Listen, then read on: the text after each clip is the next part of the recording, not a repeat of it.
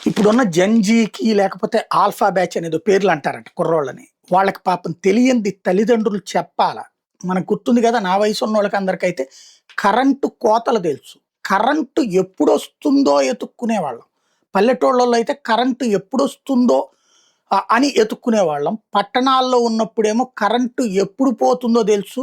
రోజుకి 6 గంటల నుంచి 10 గంటలు కరెంటు కోతలు పట్టణాల్లో అనుభవించిన వాళ్ళం. అలాగే పల్లెటూళ్ళకి బంధువుల ఇళ్ళకి పండగలప్పుడు వేసవికాలం సెలవులకో పోతే ఆ టైంలో ప్రాంతాల్లో అయితే గనక రోజులో 4 గంటలు, 5 గంటలు రాత్రి పూట్ల కూడా కరెంటు ఒక గంట వస్తే ఫ్యాన్ కిందకెళ్ళి పరిగెత్తుకుంటూ పడుకోవడం. మళ్ళీ ఆ కరెంటు పోగానే పరిగెత్తుకుంటూ వాకిట్లోకొచ్చి పడుకున్నటువంటి రోజులు చూసినటువంటోళ్ళు. ఎందుకంటే బయట దోమలతో బాధపడలేక. ఇట్లాంటి సిట్యుయేషన్ చూసినోళ్ళు.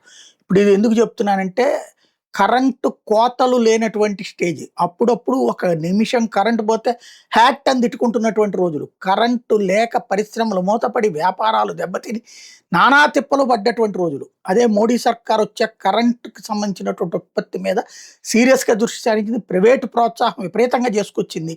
ఇవాళ ఎలక్ట్రిక్ వాహనాలకు కూడా ఛార్జింగ్‌లు చేసుకుంటున్నామంటే రీజన్ అదే. తాజాగా దేశవ్యాప్తంగా 25, 26 ఆర్థిక సంవత్సరం తొలి 10 నెలల్లోనే 50,000 మెగావాట్ల విద్యుదుత్పత్తి సామర్థ్యం అదనంగా అందుబాటులోకి రాబోతుంది. వచ్చేసింది. 2025 ఏప్రిల్ 1 నుంచి 2026 జనవరి 31 నాటికి అంటే మొన్నటి జనవరి 31కి దేశవ్యాప్తంగా అన్ని ఉత్పత్తి మార్గాలు కలిపి 52,537 మెగావాట్ల విద్యుత్ సామర్థ్యం పెరిగింది ఏకంగా ఏడాదిలో.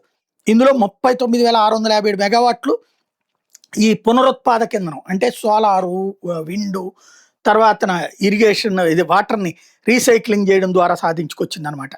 అదే సందర్భంలో అందులోను 34,955 మెగావాట్లు సోలారే వచ్చింది. 4,613 మెగావాట్లు విండ్ పవర్ వచ్చింది.